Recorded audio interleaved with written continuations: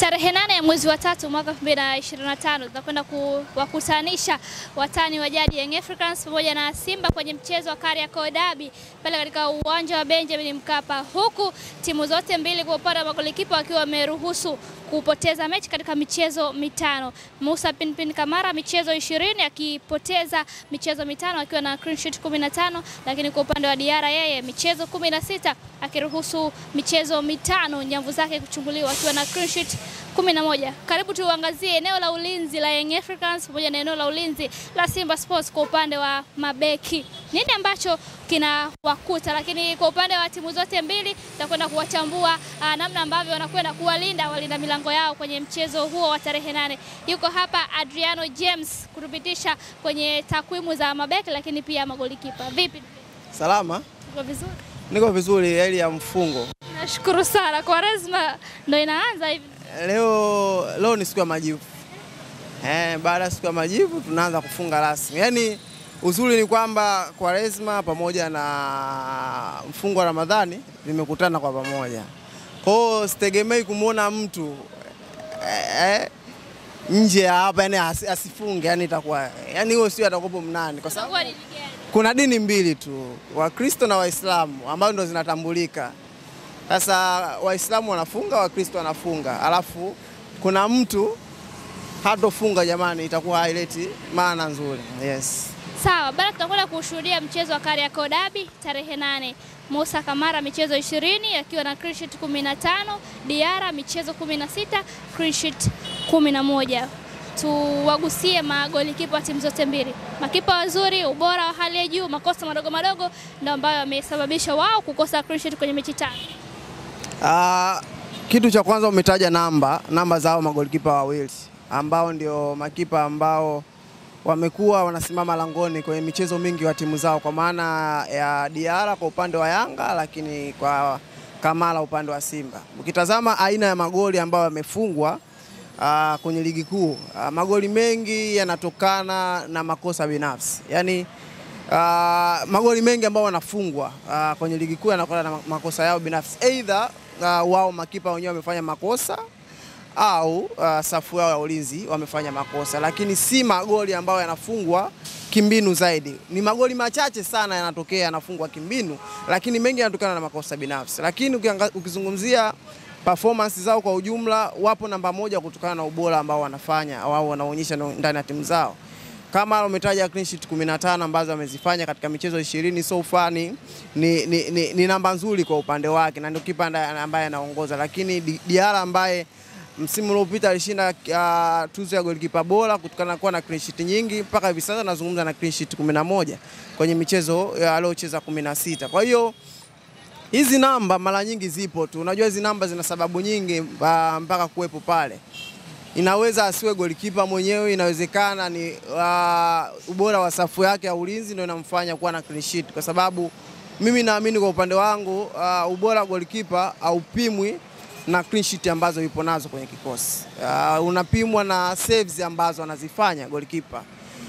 Ukiwa na saves, yani saves ambazo unazifanya kuiokoa timu, ndio unatoa uimara wako. Ukiachana na saves, ni kwa namna gani ambavyo wewe golikipa unaipanga safu yako ya ulinzi, una communicate na safu yako ya ulinzi, unazungumza na timu kwa ujumla. Kwa hiyo mimi ndio hizo ndio factor ambazo zinamfanya kipa wangu bora kuwepo. Lakini namba za clean sheet zipo tu ambazo mara nyingi zimekuwa zinazua mijadala mengi, lakini ukizungumzia hao magolikipa wana namba hizo kutokana na ubora wa safu zao za ulinzi. Huwezi kumzungumzia Diarra bila kumzungumzia Dickson Job, bila kumzungumzia Ibrahim Baka, bila kumzungumzia Shadrack Boka, kumzungumzia Mwamnyeto, kumzungumzia Kibwana, kumzungumzia Israel Patrick Mwenda. Lakini pia huwezi kumtaja Kamara bila kumzungumzia Shemalon Fondo, Abdulazak Hamza, Shamu Kalabwa, lakini Mohamed Hussein pamoja na Shomari Kapombe. Hao unazungumzia safu ya ulinzi. Kwa hiyo kwa magolikipa jukumu lake mama linabaki kuwa kwenye kuokoa michomo. Na kuelekea katika huu mchezo, uimara wa golikipa tutauona katika hilo eneo. Ukirejea kama mchezo uliopita ambao Simba alipoteza kwa goli 1-0, kuna save ambao alifanya Kamara dhidi ya Leonel Ateba. Unaweza kusema ni save bora, na ile ndio inamfanya Diarra alifanya dhidi ya Lionel Ateba, unaweza kusema ni save bora ambayo alifanya katika ule mchezo. Kwa hiyo kwangu mimi kuelekea katika huu mchezo, ubora wa magolikipa tutauona pale ambapo watazifanya saves za moja kwa moja ambazo either zitaamua matokeo au zitaifanya timu yao kuendelea kuwa salama. Lakini kama safu za ulinzi zitakuwa imara au zitakuwa bora, zikiwa na muunganiko mzuri,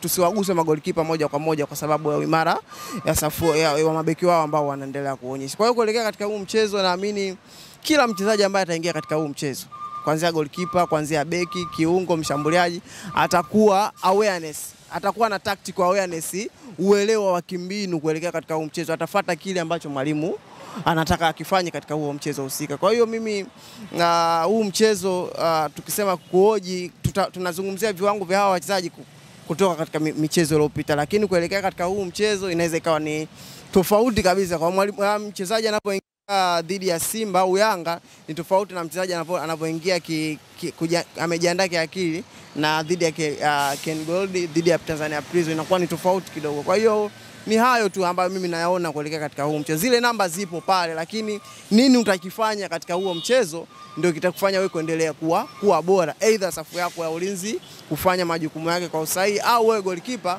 kuokoa michomo hatari ambayo ikifanya timu yako kufungwa. Hivyo ndio vitu ambavyo tunaendelea kuvitazama ambavyo vitakufanya wewe kuimbwa zaidi na mashabiki. Kwa upande wa Young Africans wana Dickson Job, Ibra Baka na Bakari Nondo Mwamnyeto. Tumemshuhudia Mwamnyeto akipata nafasi mara baada ya kocha Hamdi kuja. Kati ya hao, nani unaenda naye akiwa na sambamba na Dickson Job? Kwenye mchezo uliopita tulimuona Mwamnyeto akicheza na Ibrahim Baka, Dickson Job hakuwa kwa sehemu ya mchezo. Lakini mara nyingi kuna maeneo kubadilika ni ngumu sana, hayabadiliki. Yaani ukiona mabadilika labda kuna sababu ambazo zinamfanya kocha afanye mabadiliko. Eneo la ulinzi, safu yake ya ulinzi haibadiliki mara kwa mara. Kwa hiyo kwangu mimi namuona bado Dickson Job pamoja na Ibrahim Baka wataendelea kuunda ile safu ya ulinzi ya Yanga, kwa maana muunganiko wao umedumu kwa muda mrefu sana. Tangu Ibrahim Baka aingia kwenye kikosi, ameenda kuchukua nafasi ya moja kwa moja kwa Bakari Nondo Mwamnyeto. Kwa hiyo bado naendelea kuiona hiyo partnership ukiendelea kudumu kwenye kikosi cha Yanga. Shadrack Boka kwenye kiwango bora sana, amefunga goli lake la kwanza. Na Kibwana watu wamekuwa na maoni, nani aende kwa ajili ya shughuli nzito na Mpanzu? Unajua, of course kumekuwa na maoni mengi sana in terms ya kwamba ni wachezaji wawili ambao wamekuwa na sifa tofauti. Kibwana amekuwa anaonyesha ubora mkubwa sana kwenye eneo lake la kukaba, hasa akikutana na mawinga hatari. Hilo ni eneo ambalo Kibwana yupo hapo, kwenye ubora wake umeonekana hapo, kwa maana ni mchezaji ambaye kwenye 1v1 dhidi ya winga hatari amekuwa na win hizo battle, take ons nyingi ambazo anazizuia kutoka kwa mawinga hatari. Kwa hiyo umekuwa anaizungumzia, lakini tukirudi kwenye uhalisia wa hivi sasa, tumemwona Israel Mwenda amekuwa akipata nafasi ya mara kwa mara kuanza kwenye kikosi cha kwanza. Kwa hiyo litabaki kuwa chaguo la mwalimu, lakini kwa upande wangu mimi bado namuona mwalimu ataendelea kuopt kwenda na Israel Patrick Mwenda, kwa sababu licha ya kwamba ni mchezaji ambaye bado hatujauona uimara wake au ubora wake kwenye eneo la ulinzi, lakini bado amekuwa anakivyofa vitu vingi katika eneo la mwisho la kushambulia. Kwa hiyo kwangu mimi naona bado Israel Mwenda ana nafasi kubwa, licha ya kwamba tumemshuhudia Kibwana akifanya kazi kubwa katika eneo la ulinzi na amelithibitisha hilo kwa ubora mkubwa. Lakini tukirudi katika ule upande ambao Mpanzu ametajwa kwamba ni mchezaji hatari sana kwenye kuelekea katika mchezo huo dhidi ya Yanga, hasa katika ule upande wa kulia, mwalimu anaweza kuja na mbinu mbadala. Naweza kusema namtumia Israel Mwenda, lakini winga wake ambaye atacheza katika hilo eneo atakuwa na kazi ya kutrack back, yani kuwa karibu zaidi na Mwenda, kuhakikisha wanaiondoa hatari ya Mpanzu katika hilo eneo. Kwa hiyo kwangu mimi bado mchezaji ambaye amepata dakika nyingi za kucheza ambaye ni Mwenda ana nafasi ya kwanza katika huo mchezo. kutokana na tayari ana ile match fitness, tayari ana ile momentum ya michezo, tayari amecheza michezo mingi. Kwa hiyo inampa nafasi au ina kila sababu ya kumfanya yeye kuendelea kucheza katika hilo eneo. Wamekuwa na combination nzuri, Shemalon Fondo pamoja na Abdurazak Hamza. Tunamshuhudia Shamo akiingia mara kadhaa tu, either akiwa hayupo Hamza anapata nafasi au Shemalon pia. Tumeshuhudia mchezo dhidi ya Coastal Union akipata nafasi. Performance yake inamrate yeye kuanza at least kwenye dabi au pia kupata nafasi kwenye cha pili mbele ya hao walinzi. Bado hatujawa na taarifa za uhakika juu ya hali ya Shemalon Fondo. Msemaji anasema tayari. Of course msemaji amesema tayari, lakini kuna vitu viwili hapo. Msemaji amesema tayari, labda kutokana na pressure ya kuelekea katika huo mchezo, pressure ya mashabiki. Unajua kuna vitu vingi hapo.